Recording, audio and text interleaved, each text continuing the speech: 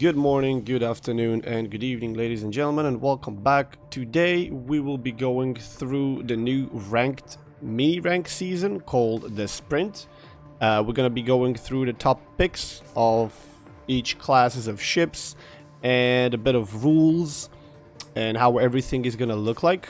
What you can expect, and you have some time to prepare doing this this time early. It's like still 8 days to go at the time of making this video. So let's immediately jump into the information. It says the 10th rank season ended fairly recently, blah blah blah. Something completely new awaits you, rank sprint. I don't know how many of you have heard about this, but it's been published in the game for like a couple of days now. There's going to be 2 seasons basically in one. It's going to be 2 different seasons, but you can basically count it as one big event. The first season is starting on 19th and ends on 31st. And it's going to be 6 versus 6. And the second season is going to start on the 1st and end on 13th. And it's going to be 8 versus 8. That is literally the only difference in these 2 seasons. How many players are going to be allowed. The rules are relatively simple. There's going to be only 10 ranks. Everybody will start with rank 10, regardless of the previous ranked season, because this is kind of a standalone. Ranks 10, 9, and 8 are going to be irrevocable, and you can see the amount of wins that it will be required to move from rank to rank. And this is the League 1. Players that are in the same league will be able to division together. This is basically a test ranked season where they are allowing players to create divisions. Now, it's only 6 versus 6, so only divisions of 2 are allowed, and you can have in one match 3 divisions of 2 players. When you progress from rank 6 to rank 5, the rank 5 is irrevocable, and then 3, and then 1. Difference, of course, is it works just like in the normal ranked. These are 2 completely different leagues, and if you are playing together, and one of you didn't start playing together, but you are playing together, and then one of you progresses in the League 2, you will not be able to continue to division with a player that's still in the League 1. He will have to progress as well. Or you will have to go back, which is impossible because it's irrevocable, so you can just either wait for him or continue on your own. Yes, you will be able to play alone as well. This is a slight mistake that they are already aware of. I've reported this to them. It's like, it says 3 stars on rank 1, and then it says players who reach the first rank can no longer participate in further battles of the current season. This is only supposed to be 1 star, so ignore that. And that's pretty much it. That's the rules. It says here, maximum number of players in a division is 2. Divisions maximum in the team 3 for season 1, 4 for season 2, because in season 2 it's 8 versus 8. And there will be allowed a carrier. Only 1 per division, and only 1 in the entire team. So if your division wants a carrier, yeah, sure, you can have 1 guy in a carrier and 1 player in something else, and then whichever match they end up in, they are going to be the only carrier in their team. And respectively, the enemy is probably going to have 1 carrier as well.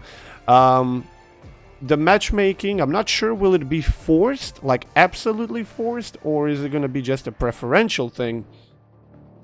It is going to try to match, or it will match, exact number of divisions on both sides. So if one team has 2 divisions of 2, and the other team has 2 divisions of 2, there's going to be 2 freelancers on both sides. Maps that are going to be played is Archipelago, Ring, Strait, Big Race, New Dawn, and Trident. Relatively all the smaller maps, because after all, this is going to be a tier 5. The new format of ranked battles will be available with the release of update 0710, which is, I believe, in a bit over a week. You'll be able to participate in 2 short and dynamic seasons of tier 5 ships with the ability to form a division. One of the features is that the duration of the sprint season will be significantly less. It will last longer than usual. The Sea Wolves League will be unavailable. The new format is designed for more newcomers, however all players can test their strength in the sprint, show what you got and fight together with your friends. And that is pretty much it. Some of the rules that are here is basically all that I've said already.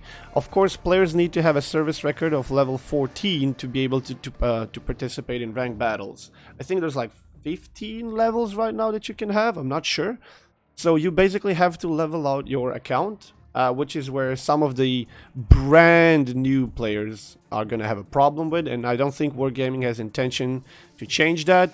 They have been approached with it, but then they said, well, this is to prevent kind of seal clubbing, not in the way that you may think, that why would anyone create a new account to go and seal club when they can do it with their old accounts. That is exactly the thing. People who literally just started playing can get a tier 5 within a day or two. Especially if they, you know, buy some premium, free XP, gold, premium time, premium ship and stuff like that. They will progress really fast, even though they might not be ready and good. And then they can go play and they will be seal clubbed. So you need to get at least some sort of experience in playing to be able to participate. So if you're a literally brand new player, then there's a chance that you might not level out enough to play. However, it might be even better for you not to play because you will be seal club. This is going to be only tier 5 where everybody is going to be basically seal clubbing. That's just a phrase that we use here in World of Warships when a more experienced player drops down in tiers, which is pretty annoying, but you know, viewers like to call it that way.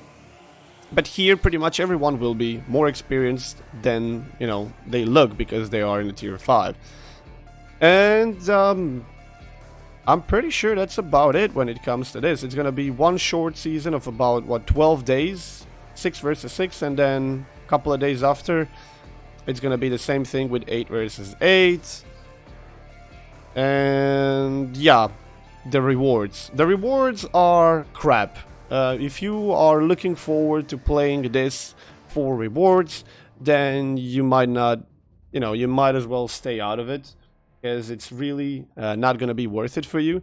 For rank 9, that's just 500,000 credits, and then you get a bunch of flags, which when you summon them, you know, when you sum up their total, it's probably going to be less flags earned than spent if you're going to be spending flags, and you probably will. And then for rank 3 you get 5 Hydra, which are nice, and for rank 2 you get 5 Red Dragon, which is kind of nice, and then you get 5,000 coal. So in total, you will get 500,000 credits, 5,000 coal, 5 Red Dragon, 5 Hydra, and about 100 of these in total. That's really nothing, because you can spend all these in, I don't know, 10, 15 games, which is going to be probably minimum requirement for you to get from rank 10 to rank 1, even if you win everything. So if you're in for the prizes, don't bother. This is supposed to be fun, and this is supposed to show you how mini teams of 2 can even coordinate themselves. You don't need a team, like a big team for like King of the Sea or something, but you're not alone. And it's just sort of a test season. I'm not sure that Wargaming is going to be altering these rewards, because they do want to keep them relatively easy. After all, you have more evocable ranks than you don't, basically. It's only 10. There's only a couple of stars that needed to be in between. Like, it's gonna be really, really easy. I'm pretty sure I'm gonna try to rank this out in 1 day, maybe 2. We'll see. And yeah, that's about it for the rules and rewards and maps and everything that you need to know. Of course, you can find this on their official page or in the game. Now let's jump in and take a look at the top picks for this season. Of course, there will be 1 carrier allowed, so I'm not even going to spend any time talking about it. When it comes to carriers, there's either US or Japanese. Japanese is Zuyo, and USA is Bogue. Which one of these 2 will be your preference? I don't know. Probably Bogue, because it has more fighters, and it's going to be easier. As far as I remember, Bogue is like 1-1-1, and Zuyo is 1-2-2, maybe? I haven't played these in a very long time. And yeah, Zuyo might have a bit more strike potential, but it's gonna lose air dominance very, very easy and fast and early.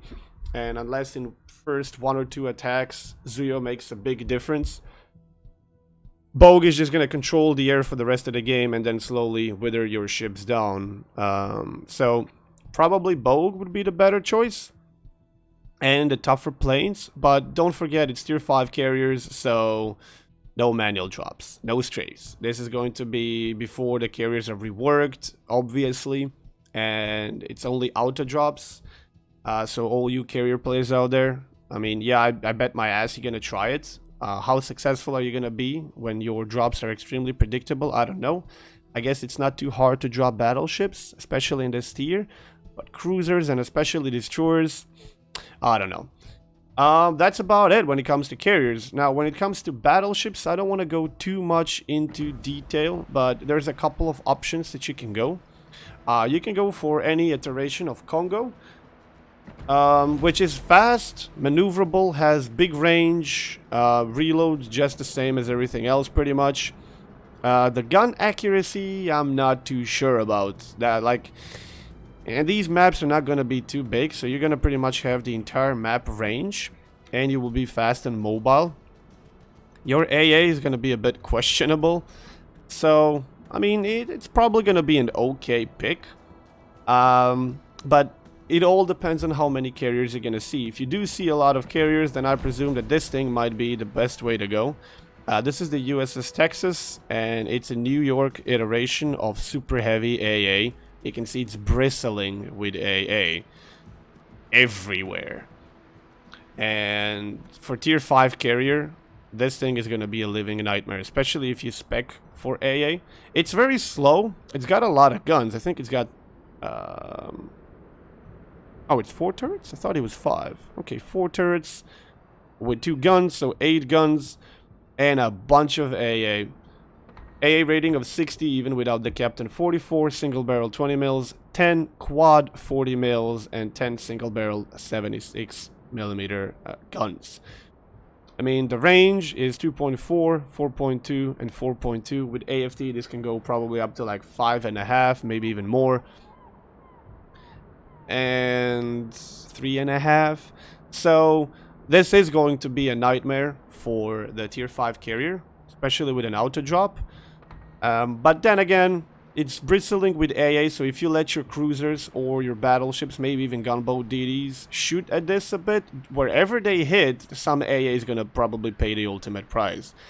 So if you are going to be playing a carrier and you do come across an AA spec ships, try to wait for a bit later. Of course, the earlier you try to go for it, more firepower you have with your planes, and you can have some to spare. And the more you wait, you're gonna be left with less planes. However, in tier 5, you really don't get a lot of planes, so be very careful if you are gonna try your luck with the carrier. Other thing that you could go for is October Revolution. It's also a premium ship. It's Russian. It has 12 guns. I mean, 12 guns in a tier 5 is a lot, and they are relatively accurate. They are lower caliber, I think it's 305s, yeah. So they do a bit less damage per shot, but this thing basically doesn't have any superstructure. It has this small bridge in the back and this not extremely big bridge here, and that's it. That's literally it. When it comes to AA, it has a lot of different mounts of AA, but it's all relatively short range. Like 3.5 is its best range. Everything else is, yeah. All these machine guns are going to be useless. The planes will already be dropping you when they open up, and this is all about 3 point something. You can maybe buff it a bit more, but I'm not sure it's worth it. And I mean, this is a tank. This is literally a tank. If you want to go for this, then yeah. Breton, I'm not sure about its armor. I played it a long time ago, and I don't think it's got a good armor, but for tier 5 it probably is good enough. It also has 10 guns in 5 turrets. And these guns do hurt. I remember that these guns really do hurt. 340 mil guns, 10 of them. Might be a decent pick. And Iron Duke, I really don't even recall playing this thing, but I heard that its HE is just OP as hell. So I'm guessing we're going to be seeing a lot of these HE spammers in the game. So that's about it. If you want to go for mobility, I would suggest Congo. That's mobility and range for you. If you want to be safe from planes, you can go Texas. If you want to be tanky, you can go for October Revolution. Or if you know what you're doing and you know exactly the strengths and weaknesses of your ships, you can pick pretty much anything. Like I said, battleships are always really what suits you, what suits your playstyle the best. There's no best pick. It's someone is going to do a lot better in this, someone is going to do a lot better in that. When it comes to cruisers, however, I think there's going to be one best pick, to be honest. I don't even have that ship. And that is going to be the Japanese Furutaka. When I played closed beta test, when I played World of Warships all the way back in the day, there wasn't even a tier 5 cruiser. It was just a Kuma in tier 4, and then immediately you would jump to Aoba, tier 6, with a bit of more experience grinding. And Aoba is just a beautiful and awesome ship. It used to be my favorite. Furutaka then afterwards got dropped in, and it had these 6 single-barreled 203mm guns, which you can see right here. This is the stock Furutaka right now. It has 3 weirdly positioned turrets in the back, 3 weirdly positioned turrets in the front. And the turret traverse of these guns was absolute nightmare. 36 seconds. I think it used to be like a lot worse, but then they buffed it. It was like a battleship turning turrets. And yes, it was 203mm guns, but they're so weirdly positioned and you could barely ever get all of them to fire. And they were so slow turning, that was really bad. But then when you upgrade this thing, I don't know, can they show you this in the port? No, when you upgrade this, it looks like Aoba. This is how it looks like. And you get 4 guns in the front, 2 guns in the back. And they are still 203mm guns, and they turn a bit faster. Let me see if I can just give you a quick show, because this is going to be the best pick, in my opinion, without having any experience right now in in playing this season. Let's just pump this all up without any upgrades or consumables or anything. If you want to check the consumables, unfortunately it doesn't give the defensive AA, but it does get a Hydro, so against DDs, which are going to be probably the alpha dogs of this season, it's going to be very useful. And you can slot a fighter catapult plane, which is going to be relatively strong against, auto drops, because when it attaches to a squad of planes, it has the same effect as defensive AA. So let's check it out. It looks like Aoba. It has 6 203mm guns with a range of little less than 14 kilometers. Reload time is 15 seconds, however. That is where this thing does not shine. That is a lot of reload for a cruiser. But it's 203mm guns. So you will be firing twice as fast as a battleship with a lot less damage. But we know the HE shells of the Japanese Navy. They do extremely good damage, and they have a pretty good chance of fire. And if you come across, that's for battleships, and if you come across cruisers, don't question the APs. They have the firepower. And it also gets some AA because of these 4 single barrel 120 mils. But the rest of this thing is going to be relatively useless. But it gets torpedoes. You get 2 times 4, so 4 torpedoes per side, and they are mounted right here on each side. And these torpedoes have range of 10 kilometers. In a tier 5, that is extremely strong. You are able to fire the torps and then kite away, and they never see it coming. So 4 torpedoes per side of 10 km, 59 knots. I mean, pretty good. They are Their detection is 1.5. So it's, you know, they should be spotted quite early. But it's tier 5. I think Furutaka is going to be a very strong pick. Besides the Furutaka, what else we have in the cruisers is, let's take a look, Omaha and the Russian iteration, which is Murmansk. I don't know, this thing can get citadeled very easily, and its guns are mounted all over the ship, so I don't know. I mean, I had 8 kills back in the day in a random battle with an Omaha. I mean, it's not a bad ship, but it's just not that great either. However, I am kind of interested to see it perform in a protected matchmaking of only tier 5s. Maybe, who knows. You can go for Kirov, which is probably going to be also a very strong pick. It's got 9 guns and they are 180 millimeters, so pay attention for that. You can have a Königsberg, which I think is a pretty okay pick. I liked Königsberg back in the day when you didn't see so many tier 7s and when you were battling tier 4s and 5s and maybe 6s. Königsberg is not a bad ship, just don't forget, these are cruisers we're talking about, don't broadside. Emerald, I think it has a heal and a smoke, but how much carry will you be able to do in a ship that is not really strong because of that? And it's only AP shells, and against these battleships that you will be facing, I think you'll be going to be pretty much useless. Against cruisers, you're going to be depending on broadsides, and DDs are, well, I don't know. I don't think it's going to be too strong of a pick, but you're very welcome to try. And we have Emile Bertin, which is a bit of a worse Galassionier or de Grasse. Again, armor very questionable, 9 guns, should be relatively fast with good HE. You can give it a try. But if I would have to choose the cruisers, like before having any experience in the season, it would probably be Furutaka and Königsberg and Kirov. Kirov because of guns, Furutaka because of guns, and Königsberg, I mean, it also has good guns, but I don't know, it's an... Stay away from BBs. Try to play on the maximum range. That's pretty much what you're going to want to do with all the cruisers. But I feel like Königsberg does not get the love that it can have. And then we come to destroyers, which is where this thing is going to be really, really, really weird. Because there's so many ships that have been handed out that are no longer available in the game. Like, you have not one, but 2 iterations of Minakaze, which are called Kamikaze. They have 2 torpedoes here, 2 torpedoes here, and 2 here. So 3 lancers of 2.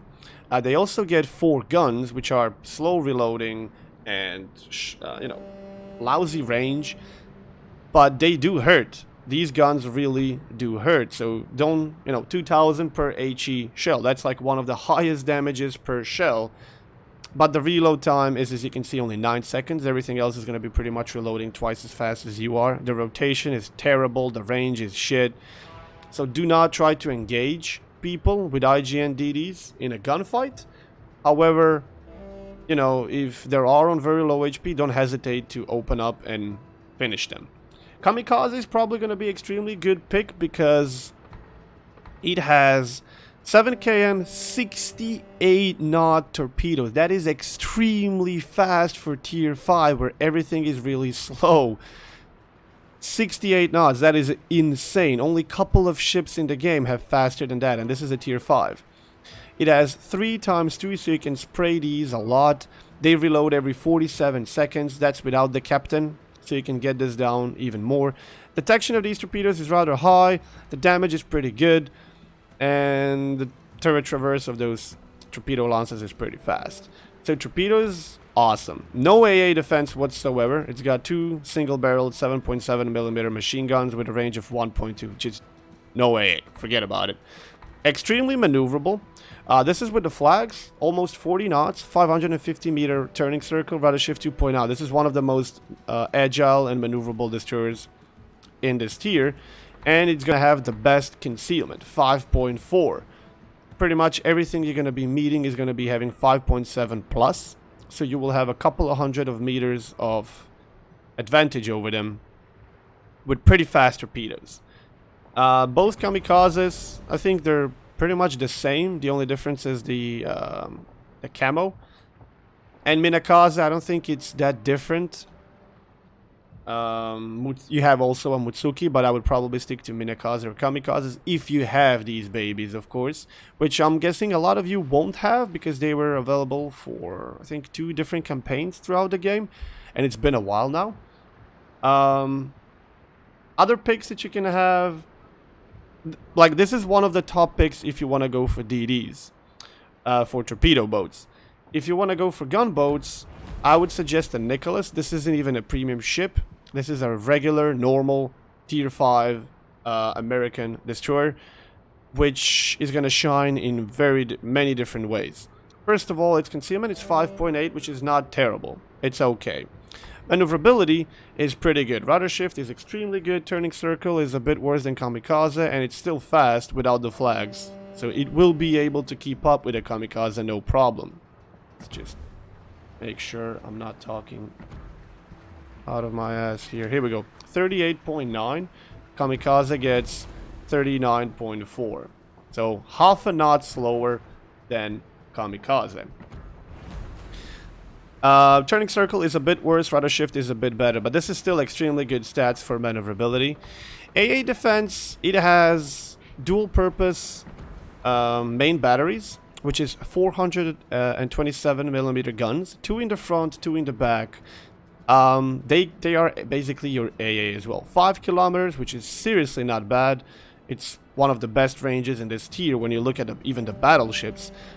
2 quad 28mm machine guns and 6 single barrel 12.7s. Now this is, ignore this, and this is gonna be, I guess, maybe. But basically this is what is going to be your main AA. And they have the range, and they were hardly ever gonna get knocked out. So AA is like not great, certainly, but there's one thing that can influence that, and that is a capability to carry defensive AA. You can go for speed boost, and then you can definitely be one of the fastest destroyers in the tier, but if there are going to be carriers, defensive AA, boost your AA 300%, which means that you will probably shoot a couple of planes down, which can save your ass. And it's an auto-dropping carrier, so it's going to be extremely easy for you to stay safe from the enemy carriers and not be auto-dropped. And holy moly, I just noticed this, how this go actually down. Usually it goes up. Wow, this is actually pretty ugly. Alright, and it has, of course, the US smokescreen, which lasts forever. And it's an extremely good smokescreen, good defensive AA. So the carriers won't be the problem.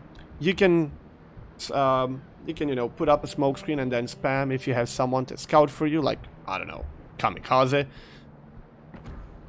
The upgrades, you can go for precision of guns, or you can boost your AA even more to have additional 20% range, which means your AA is going to be like 6 kilometers, which is awesome.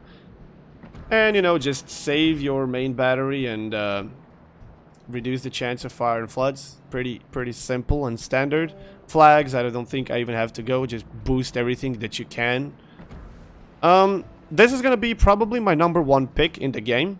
Because rather okay concealment, very good maneuverability, defensive AA that's going to be useful enough.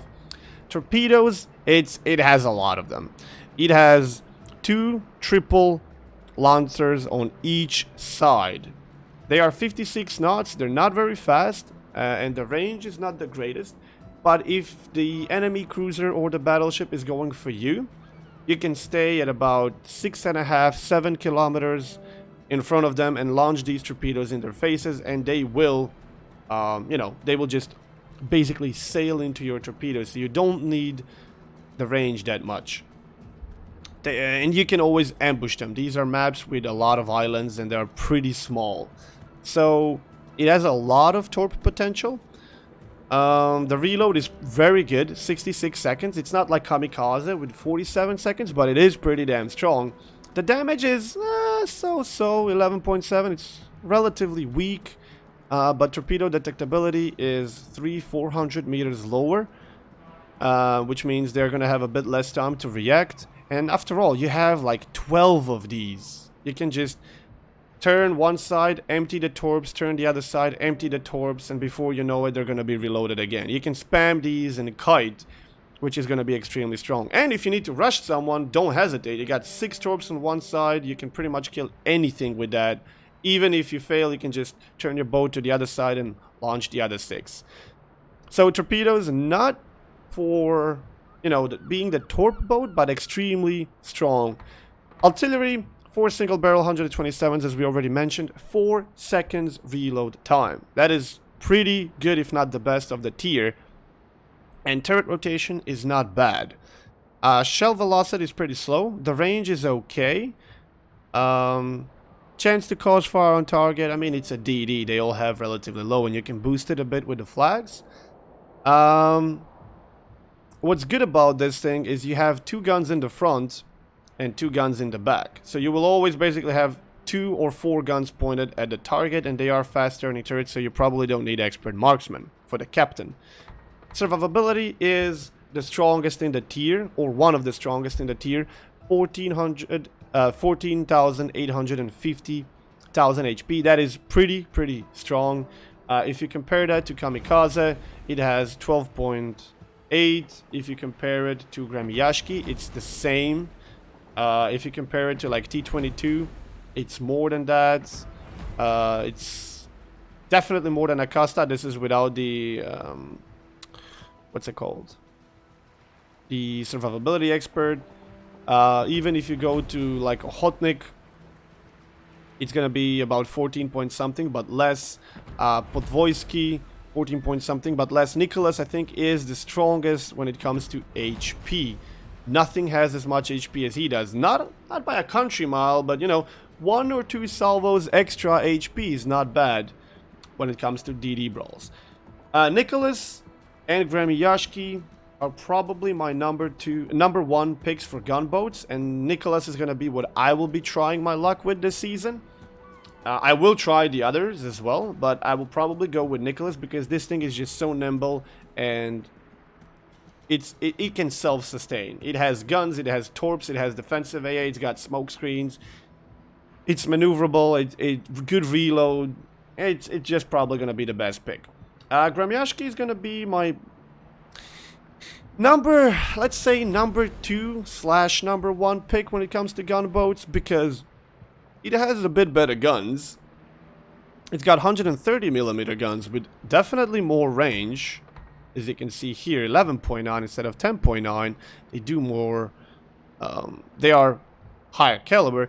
However, it is still 4 guns and they reload 1 second slower. But the problem of these guns is the turret traverse. Look at it, 36 seconds. This thing has like between a cruiser and a battleship turret traverse. That's the main and only downside of Gremyashki. You will have to be prepared for gun duels. You will have to know in advance where the enemy is going to come from, which is where the RPF is going to be very, very useful. RPF is a skill, of course, at tier 4. So you can throw your ship around as much as you'd like and keep your guns on the target. Of course, you can't even get this ship unless you already have it since long ago. So, still, the strongest amount of HP, extremely good range, strong guns, but problematic is the turret traverse. Where it shines, though, is torpedoes.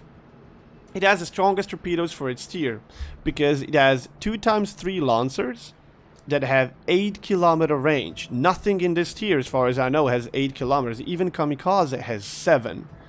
55 knots is kind of they're pretty slow, but you can fire them at basically extreme ranges for this tier. The damage is strong. The reload is really good. Detection is relatively good. Like, there's not... The only thing there's not to like about these torps is the speed. But they give you the chance to stay from afar with your guns and launch these torpedoes from afar. So you can stay out of action if you want to with this thing.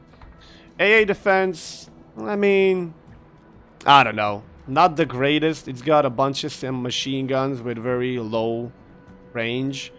3.6 and 3.9 is the best you can go. If you go AFT, this is going to increase it a bit.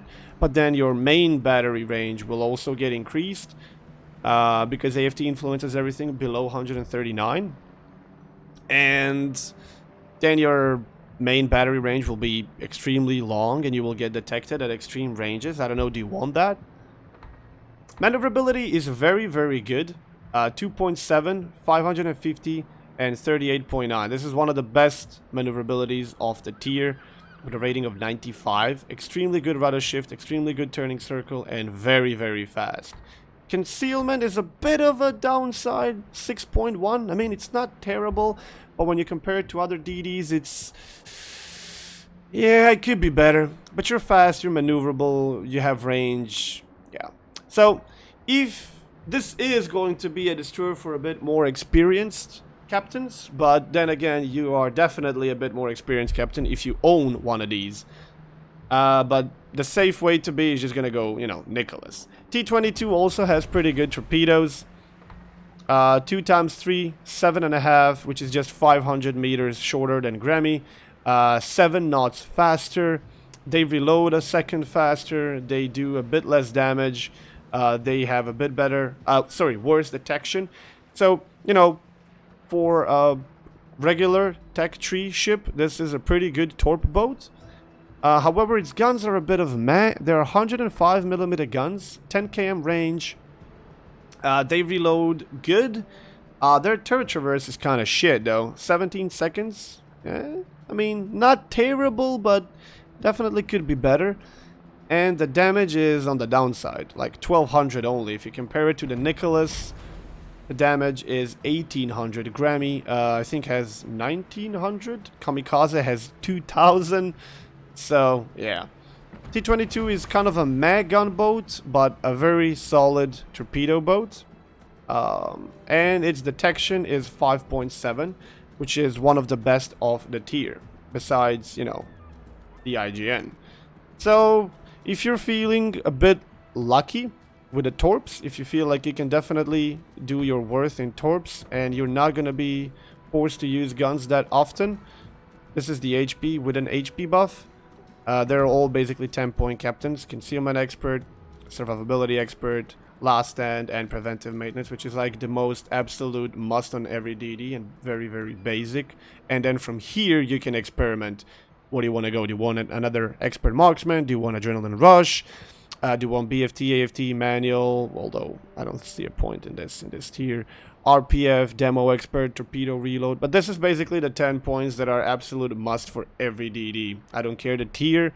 I don't care what you are and which nation, which tier, whatever. So, I don't know. I mean, it might be an okay pick because of the torps. However, you're going to be very careful entering gun duels. It's a good reload, but low damage, slow turret traverse, and you only have one gun in the front, one gun in the middle, and 2 guns in the back, where Nicholas is always going to have like 2 guns in the front with the same reload and more damage and better turret traverse. So, I don't know. 5.7 on the T-22, 5.8 on the Nicholas. Yeah. You have John Wayne, that we call it. 6 km detectability, which is kind of on the downside.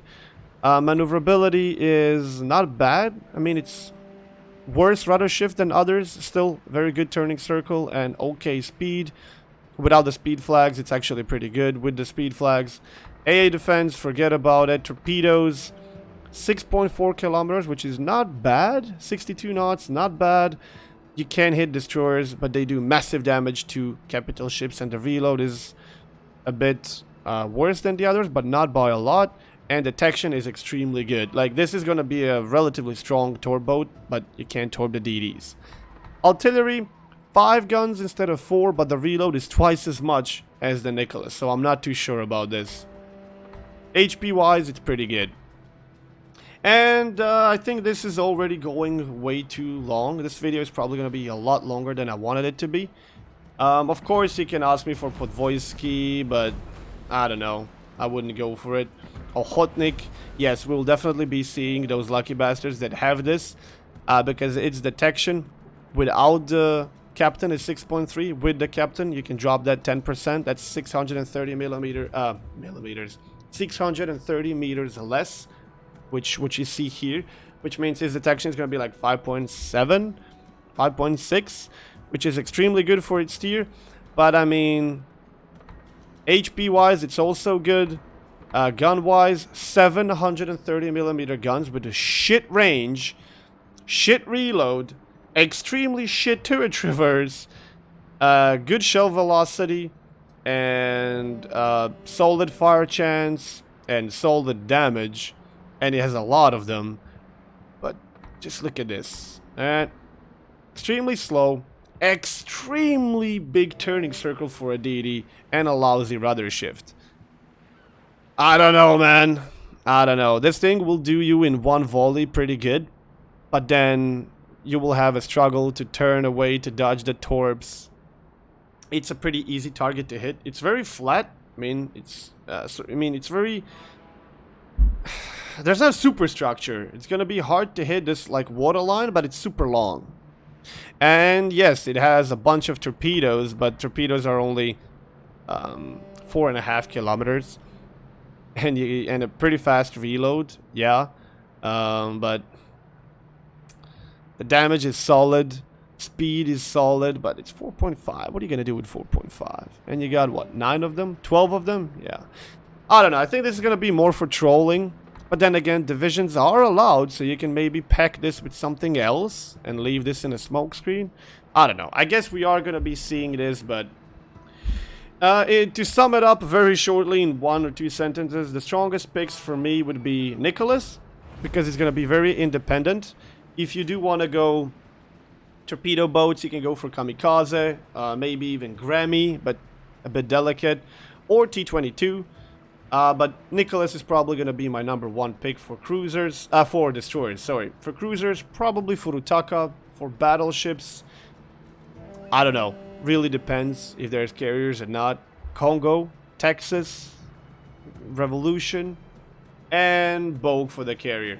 I really hope this helps.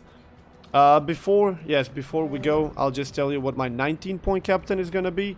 Preventive maintenance, last stand, survivability expert, concealment expert. That's the 10 absolute must. And then for another 4, I will take RPF or RL, you know, just radio position finder. Now it's called radio location. So that's 14-point captain. And then you have additional 5 points, which is probably going to be demo expert and adrenaline rush. Of course, adrenaline rush is not a must, depends on which DD you're hauling. Your turret traverse might be on the downside, so you can go for expert marksman. Or if you're more torpedo boat, you can go for the torpedo armament expertise. However, I would advise you to use the RPF to know where the enemy destroyer is. Or if you want to go crazy and there's too many carriers every game, well, there's only one, but you know, you're always running into them.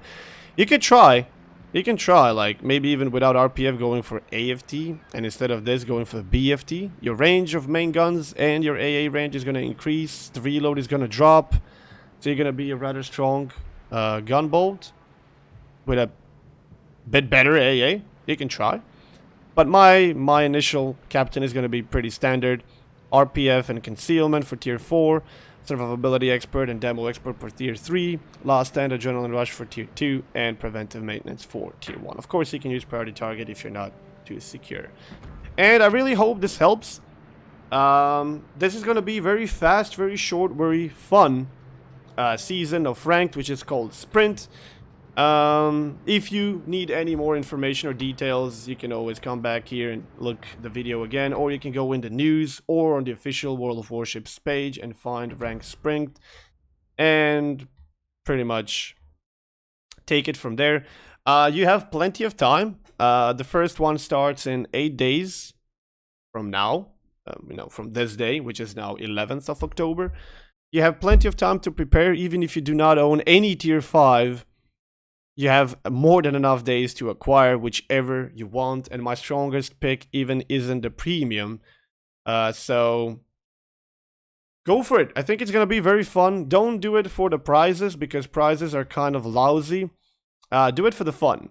find someone who suits you well. Find a good cohesion with a battleship, a cruiser, or pack of destroyers, or carrier and something. And let's see what we can do. We finally got what we've been asking for a long time. Give us some sort of divisions in ranked. This is sort of a test season, and we'll see what the Wargaming will decide to do with this. I wish you all good luck. I'll see you on the battlefield. Have a good rest of the day, and thank you for watching.